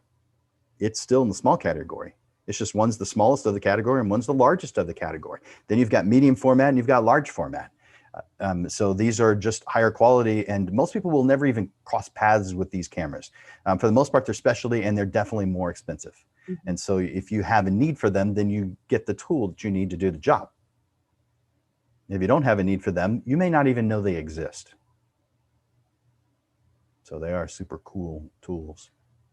So your shutter speeds, whatever it was you came up with as your shortest period of time and your shortest period of time and your longest period of time. On most cameras, what you're going to see is about 30 seconds on the long end, the longer period of time, 30 seconds. And so you'll see the little tick marks over here next to that 30. And on the short end, probably 1/1000th of a second, or excuse me, 1/4000th of a second, or 1/8000th of a second. That's generally what you're going to see. And then you've got a whole bunch in between. And for most cameras, there's ones that are in between these, but these are the full stops between each one. By the way, a stop is just a unit of measurement of light. It's doubling or halving light. So if someone says it needs one more stop, or it's one stop underexposed, it means you have to change by double, either double the amount of light or half the amount of light. So a stop is one way or the other, halving or doubling of an amount of light. I think, George, do you have a question? Yes, I do. Okay, so, okay, my camera goes from 30 seconds to 1/4000th. And, but obviously the aperture opening is going to be different for all those different speeds. But if I want to take a picture, as you say, like the Alamo at 8 seconds, I have to stop down the aperture to a tiny pinhole. But my camera doesn't really do that, does it? Or does Not it? most. Does a No. modern DSLR take care of that adjustment? To an extent, it does, to the extent that it can. But in most situations on a bright, beautiful, sunny day in this scenario, you're going to hit what I call hitting the wall, where your camera just can't do anything else. It's giving you all it can give you. It's no matter how much let's say there's a wall here, no matter how much you want to move another foot that way, there's nothing you can do. And so in this instance, we use filters, and it's called a neutral density filter, which will block the amount of light that's even coming into the lens. So that's something that you put at the end of your lens to block light before it even has a chance. And so that will solve the problem. Now it takes a little bit of getting used to use these particular filters. And you may have to stack them, or you may use a variable one where as you turn it, it gets darker and darker and darker, and then it comes back around to being lighter and lighter, but still is blocking some amount of light. So you have these tools available, and you just choose the appropriate amount of light reduction when you're doing that. But you will, in that scenario, the long exposure at the Alamo or any bright lit environment where you're trying to collect more time, you will have to reduce the amount of light coming into your camera by means other than the tools available on your camera. So I have to just wait for their advice on the display that now I have correct light. It's not too dark, not too light. Yeah, and you've seen, if you've done this, you've seen this before, where the one of the tools is blinking. For instance, that f-stop in this scenario is going to be at probably 22, maybe 29, maybe 32, maybe 36, but usually it's 22 or so, f22, and it may just say 22. But if it's blinking, that means, if it's at 22, it means that your camera believes that you are receiving too much light, that this image is going to be too bright. Now, it doesn't mean that it's right, but it's an indicator that it's potentially going to give you too much light in that instance. Now, if it's the opposite end, if you're photographing low light environment and the lowest number f-stop that you have available, the widest opening, is blinking, then that means you are not collecting enough light. So depending on which side you're at, which extreme, which wall you're at, when it blinks, that says your camera thinks that you need either more or less light. All right, good. Yeah, that's what I needed to know. How do I know that I'm at the wall? Yeah. So it's the blinking. Now you also have a little meter that's on your when you're looking through the viewfinder, or when you're looking at the screen on the back, what I call confidence. There's a meter in both places. I prefer to use my viewfinder, but if I'm in a situation where I can only use my screen, then that's what I use. So it just depends. But there's a little scale. Yeah. And in the center to 0, and you have a -1, -2, it could go higher, and +1, +2. And they are sometimes in reverse. And actually the reverse is what's correct, but we normally see to the left is negative, to the right is positive. And so on a lot of cameras, you'll see it that way. But if those are at either end, either that, sometimes it's +2 or +3, but either way, if it's at the end, it blinks.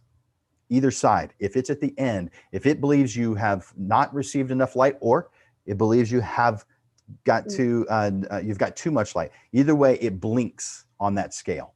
Jim, is that's the zebra striping on some cameras or software programs will show it as zebra striping, I believe. But is that pretty much standard with most DSLRs now, that feature? So that's just the light meter, and I'm not sure what you mean by zebra striping, unless you're talking about moire, and that's not a light issue. No, I'm talking about when you're using the camera viewer, correct? Where it's showing the flashing zones. That's what you're referring to? Oh, that's a gamut. So that's just saying that those areas have too much light or don't have enough light, and they usually blink. Either they just blink white and black, or they may blink blue, or may blink red. You can actually change what color they blink. But most people just leave it in its standard. But people a lot of times use that with their digital, that feature, that part of their digital or DSLR camera. Now that's talking about specific areas of the photograph rather than the overall exposure. No. And I was referring to the overall exposure, but the thing you're talking about is specific exposure on specific items. So if some area is blinking on there, you may have the correct exposure. It may be exactly right, but in that one area, it's either too bright or too dark. And you have to decide, is this what I want?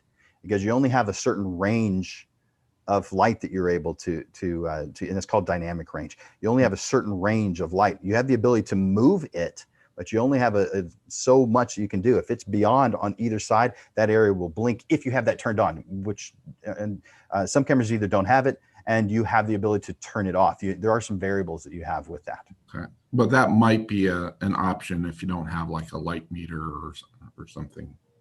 Yeah. That nature. Yeah. Okay. So if I'm photographing a car driving down the access road, if I want to stop its motion, I'm probably going to start at 1/250, 1/250th of a second. That's where I'm going to start. If that stops my motion, good, I'm done. If it doesn't, I need to choose a faster shutter speed. And I have the luxury of looking at the screen on the back of my camera, confidence, to give me that confidence. Now I do want to zoom in on it because that screen is tiny. Therefore, it's possible to think that you've got something just right. You think you've got it in focus, or you think you've got the time stopped just right. But you need to zoom in on it. Hit the plus sign on your camera. When you're viewing an image, when you hit the plus sign, you zoom in on that photograph. So zoom in on it, and you can hit OK to bring it back to normal. But zoom in on it so you can see, have I actually stopped this motion? And do I have it in sharp focus?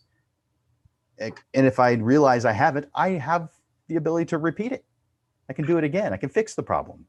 I would pay attention to composition. I haven't really talked about composition yet today, but I would make sure that you're close enough. You can notice in these photographs that there's just a little bit of space before and after. If the car is tiny relative to the entire image, if you're way zoomed out, you've got a wide angle instead of zooming in where you really should be for good composition, then it's going to be hard to tell whether you got this image correct or not. So just give yourself a little bit of space. When your goal is to convey motion, the car looks like a blur. Mm-hmm.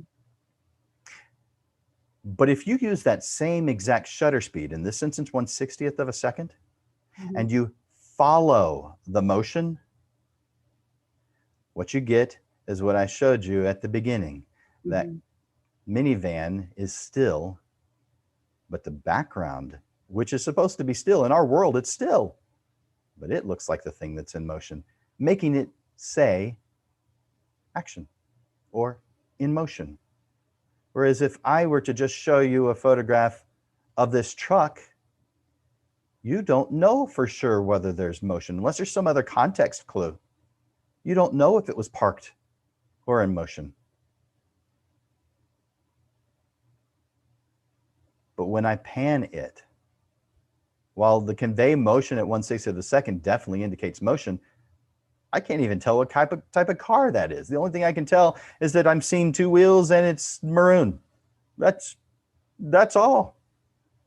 Nothing else can I tell about that image. But when I move my camera with the subject, and when I'm saying this, I'm saying, imagine you have a laser coming out of your eyes and it's going onto the door handle. That's specific. It doesn't, don't think car when you're doing panning, because a car is relatively big. You're going to look from front to back. No, think door handle or steering wheel or the person's face. Think one item and track it. I mean, again, you've got a laser from your camera, your eye to that subject, whatever it is, in this instance, a car. Follow it. And when you're moving, move your hips rather than your arms. Don't move your arms. Move your hips. That makes sense? Mm-hmm. All right, so that's panning. And then one more thing about motion. There is motion blur and there's subject motion blur. Camera blur and subject motion blur. So in camera blur, this occurs when your shutter speed was too slow to handhold it. What you'll see is even stationary things have blur. There's motion in them. So a solution is steady your camera or increase your shutter speed if possible. You still have to get the correct exposure. Best accessory for that, a tripod, but whatever it takes. Subject motion blur is when the subject moves during the exposure. So everything is still except for the subject.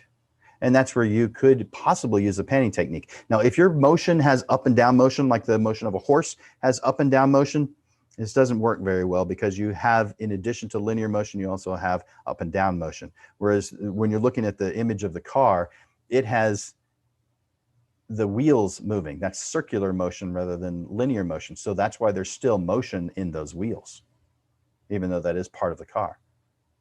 The wheels motion is different motion than car motion. The car motion is linear. The wheels are circular motion.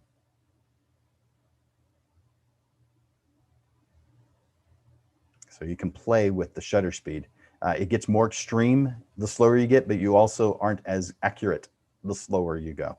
And so maybe you try 1/25th of a second, then you try 60th of a second, then you try a 30th of a second. You'll probably be most happy with the 1/60th of a second. But you do have to play with this. This is something you have to apply, you have to try, you have to do. It's not just intellectual knowledge that's going to help you. You actually have to do it. At what shutter speed do you want to start using, pulling out that tripod and or putting the camera on a base? I'd say anything under a 30th of a second. Okay. Yeah, that's when I want to have something to steady my camera. Now, that doesn't mean that you can't go a little bit slower. You might be able to. It also depends on if you are relatively still or if you have a little bit of a shake. And so maybe you want to be at 1/25th of a second as your slowest shutter speed that you're willing to handhold. And there's one other variable to pay attention to. This would be a lens class issue. But whatever your focal length is, so let's say you have a focal length of 200, we'll use that as your slowest handheld shutter speed. So in this instance, 1/250th, even though it's 200, that's the closest, that's close enough.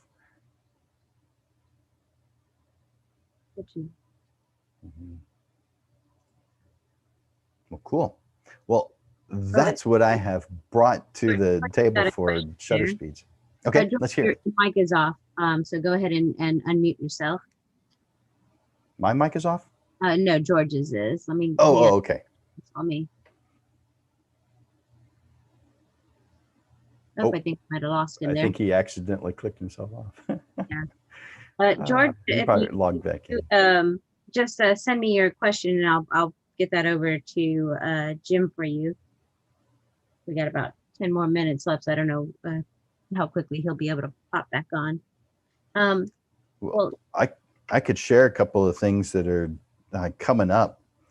Yeah, be a good time for that, maybe. Yeah. So the annual San Antonio photography tournament is virtual. It was virtual last year. It's going to be virtual again this year.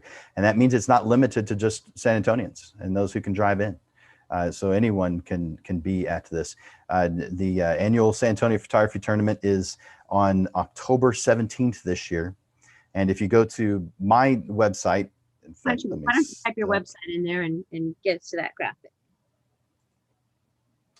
Yeah, good idea. So if you go to landersphotoschool.com, which I just put in the Chapter. chat. Oh wait, No. my video camera Here. looks like it turned off. Yeah, I think you were kind of still there. Miss Sanders. Well, I guess you can still hear me. Yeah, we can At least that. I don't know what happened to my camera. see about your share screen because that's what we'll need. Photo. All right, let's see. And I am sharing that your link onto our YouTube.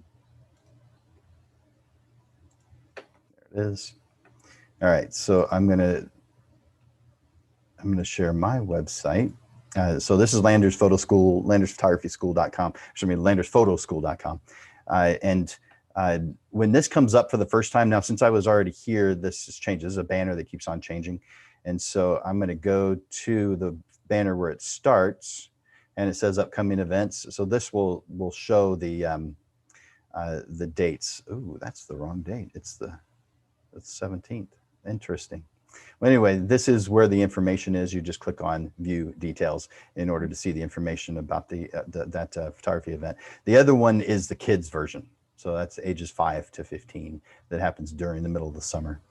And if you want to get my email updates, just get on my list so you know what's going on. Just click this get email updates right up here at the top. Mhm. So at the top right side of Landers Photography School, or at the top of the website, get email updates, and just give me your email and your name, and name and email, or you have to give me the rest of the stuff you can choose to, but that will put you on the email list so you know what upcoming classes are and events. One of the events we have coming up is a photo retreat to Colorado in August 8th through 12th. So that should be a lot of fun, and you can find information there. And if you're on my email list, you get a lot more information. So that's what I had. I've got lots of other things going on too, but that's what I wanted to share for now. What do you got going on? James had mentioned PhotoSA here, and like everything that's gone virtual this year, it kind of expands how people can kind of participate and stuff. If you want to talk about PhotoSA and then any of the photography classes that are coming up that you have. So PhotoSA is our camera club. Started in 2006. It looks like we've got about 1,700 members. The majority of those are what I call joiners. They joined, and that was the most work that they've done ever since. So there's probably 150 that are active at least once or twice a year. And at any individual meeting, there's going to be at least 15, 20, and usually less than 50 at any one particular meeting. So, but it happens once a month. It's we bring in different speakers. And so it could be a speaker that's talking about wildlife photography. It could be a speaker that's talking about how to print to make your work better, like James has spoken many times before, and you have spoken before, Melissa. There's different, we just bring in different speakers. The last one was a portrait photographer that has a very high sales average. So if you are into portrait photography, then you've probably heard of $100 sessions and $200 sessions, but you may not have heard of $2,000 sessions and $5,000 sessions. But his average sale has been $20,000, except that I have a business assessment free session that I give, a private session that I give, a business assessment. And if someone wants to take advantage of that, they can. Well, this particular individual called and said, I have a problem. And I was like, do you have a problem? He said, yeah, my average sale has gone down to 15,000. So for most of us, this isn't a problem, but everything is relative to what your norm is. Mm-hmm. And so, we just take advantage of that. But here, what's that? And your overhead. Yeah, that's true. So this is the San Antonio Photography Meetup group called PhotoSA. And this is the address, the meetup.com/PhotoSA. And to join, you just click join us. Now, since I am already a member, the join us button doesn't exist. But if you were coming here, then you'd see it. You'd see the join us button, and you'd be able to do it. In fact, let me put that address real quick into chat. That way you have access to that real easily. But in addition to the monthly speaker that we have on the second Thursday of every single month, we also have photo competition every single month. And it has a different topic every single month. Last month it was hearts. This month it's Texas. And so those are due actually by tomorrow. Tomorrow's the deadline to get in your images for Texas. And so we have only a handful. Let's see what we have. We have 11 that have turned in images. So here's some of the images that are in the competition right now. I don't know if those are coming up as quickly for you as they are for me. I kind of doubt they're coming up real quickly. They are coming up quick. Oh, do you see the armadillo? Mm-hmm. Huh. I haven't seen any bluebonnets yet. It definitely says Texas to me. Mission San Jose. Oh, yeah. Yep.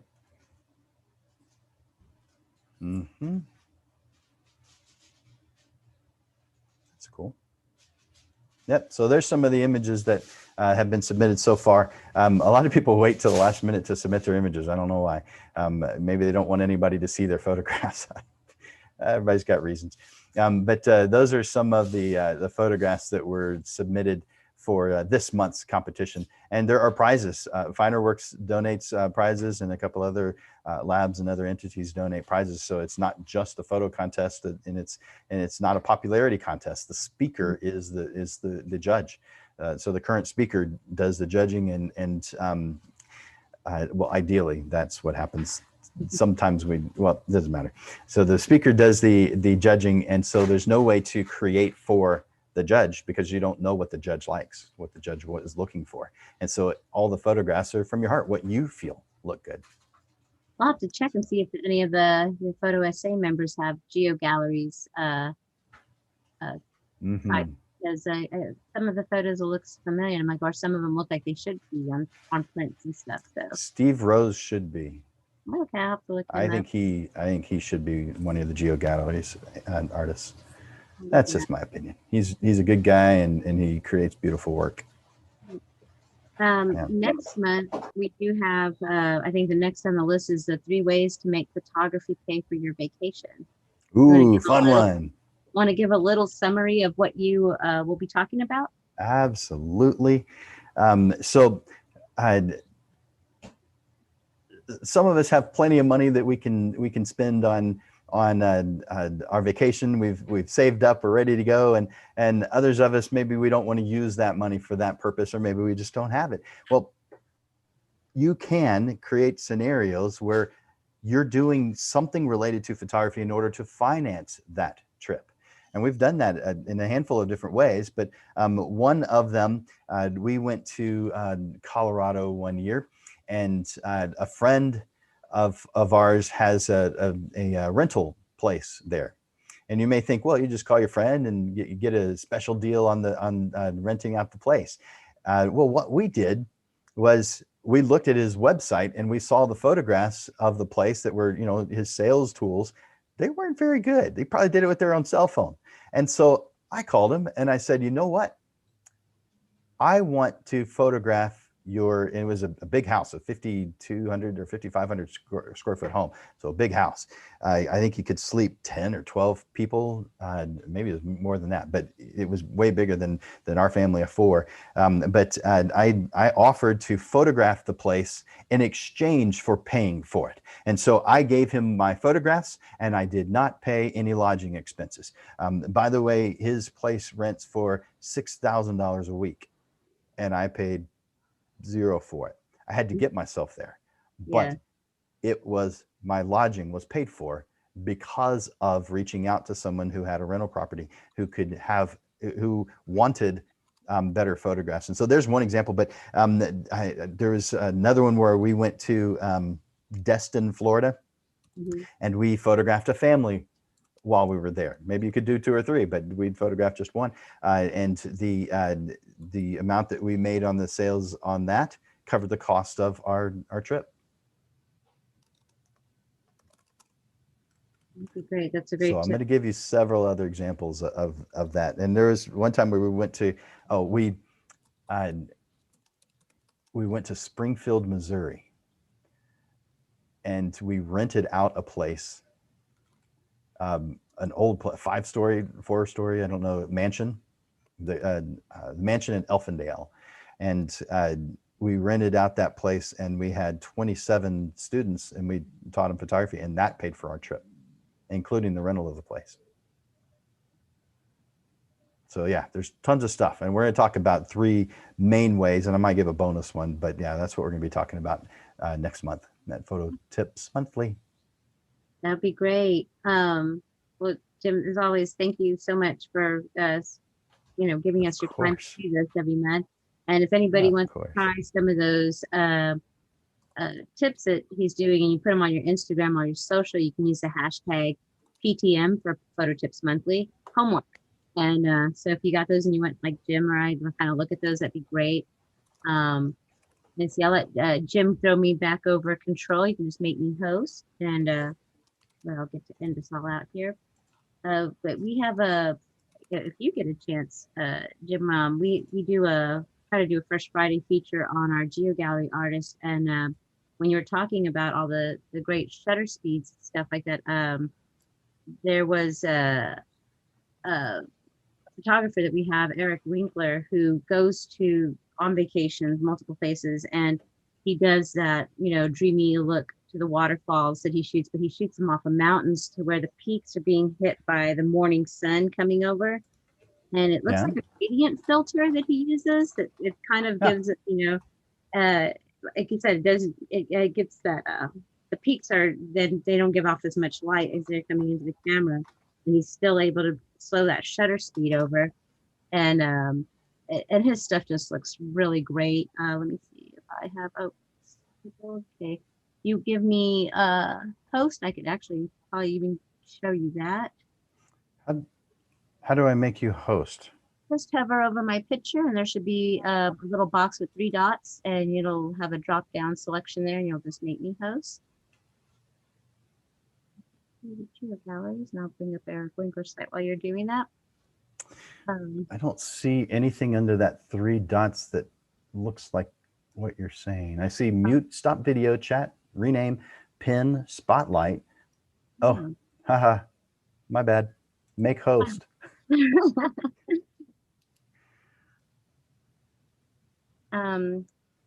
see.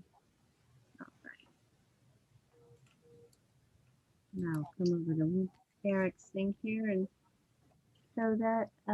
This is Eric's photography here. I think it's on his Mountain View collections. And that's what I was saying, some of the people that you have in PhotoSA, I'll have to check around and see if they have some things on here. Let me get there we go. So for instance, this picture that he has, enlarge that up.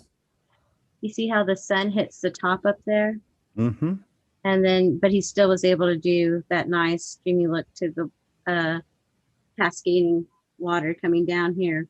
But we did his stuff and he on our GeoGalleries YouTube channel, and he kind of talks about a lot of the filters and stuff there. So that, I think George was talking about that wall. When you hit that wall that you were talking about, that's when you kind of bust out filters. Is that correct? To Possibly, kind of, yeah.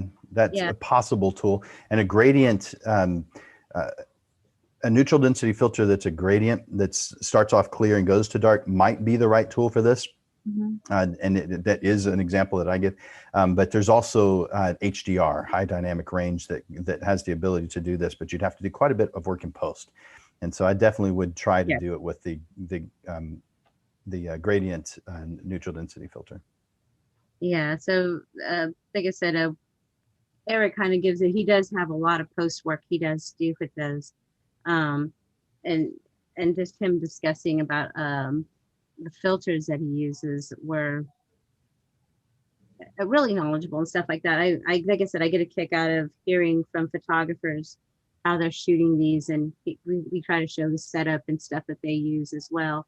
But being a travel photographer, you know, uh, your setup is pretty much being out there. But I love the use of his filters to do that and to still capture those effects, and again, able to make great prints from them as well. So we're doing some of Eric Painter's prints through Finer Works, and they're pretty great. So I love that you shared that. I'm hoping a lot of people can kind of get to the caliber that we have here too with Eric's work and your work, so that they're able to maybe make some money off of their photos. Absolutely. So we appreciate all of this. So thanks again, Jim. And thanks. So James, did you have anything you want to say before we cut out? Not really. Not that I can think of at the moment. Well, I guess, did we remind everyone about the coupon code for the frame prints? Yeah, we have that on our first Tuesday. So if you go into our playlist on our YouTube channel for Finer Works, you will just watch the end towards the end of that video. James has a coupon code there that expires on March 9th for 30% off on framing. Is that correct? 20% off. 20% off any frames or frame prints. Yeah. And just be a little patient on those. We have a lot going on in framing. We have a lot of orders that we're catching up after that ice storm here. So yeah, we have those coming out soon. Yeah. So, but yeah, we are actually starting to make some headway and getting, I want to say almost to a normal schedule there. Well, great. Well, thank you, Alyssa. Thank you for joining, George. Thank y'all for joining us on Zoom. Thank you to everybody who joined us up on YouTube as well. Those links that Jim mentioned and a link to the presentation is also in the YouTube chat, live chat. So if you want, just go there. I'll go ahead and I'll add those to the description a little later so y'all can get better access to them. We thank you again, and we hope to see everybody next month. See y'all. Bye. Bye. Thank you. Thanks, Jim.